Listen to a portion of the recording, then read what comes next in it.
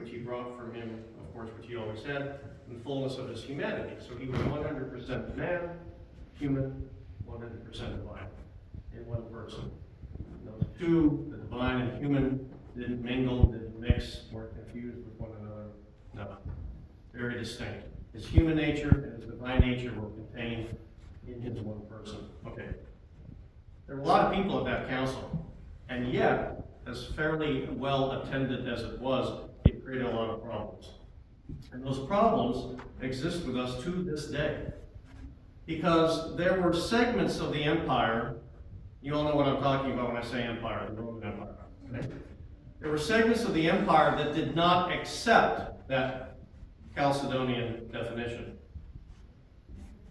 And so for the next 200 years, there was continued controversy in the church over the definition of this person right here. All of the ecumenical councils, by the way, all 7 of them, are Christological in some form or another. They all have to do with the definition of, like Jesus said to Peter, who are you going to say that I am? And the church has been trying to define that for many centuries. Anyway, after Chalcedon, there was a split developed in the church between what became known as, well, today we know them as the Chalcedonian churches and the non-Chalcedonian churches. Now, you're probably familiar with some of the non-Chalcedonian churches, the Coptic Church, the Ethiopian Church, the Armenian Church, the Indian Malabar Church, the Syrian. You probably have heard of these. Very much like us, very close to us in respects. Well, after Chalcedon, there was this break, primarily because of linguistics and the heavy hand of the empire. These countries who did not speak Greek, they began to object to the way in which Constantinople, the emperor's men, were trying to enforce Chalcedonian orthodoxy on everything. They started to develop parallel dioceses, bishoprics, things like that, which today are still with us. This dual in countries like Egypt and elsewhere, where you have the Eastern Orthodox Church and you have the Oriental Orthodox Church. Those divisions are still there. But for the next 200 years after Chalcedon, there were these further debates about the definition of Jesus Christ. Okay, so he's got 2 natures. Okay, we'll accept that. But he can't have 2 wills, or he can't have 2 minds, or he can't have 2 souls. There was always a debate about this. It lasted hundreds of years.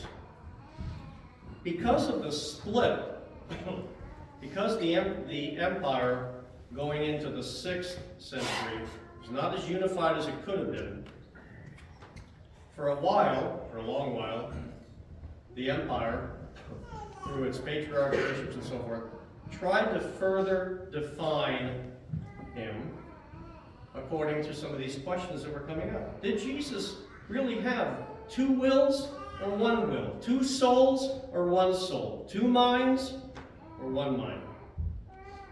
And by the early 7th century, in the 600s, there was a big controversy that the Orthodox camp saw as a possible way to bring the 2 camps back together and reunify them. In other words, to bring the Orthodox camp and the Oriental camp back together. And this compromise ended up being called the Monothelite controversy.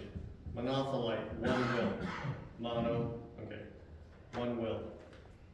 And in this compromise, which very numerous Byzantine emperors accepted and tried to force onto the Orthodox Church, meant, okay, Jesus has a divine nature, therefore he must have a divine will. Jesus also has a human nature, but there couldn't have been a human will there because surely the divine will was the one that predominated in his person. I know I might be getting a little esoteric, but follow me for a minute here.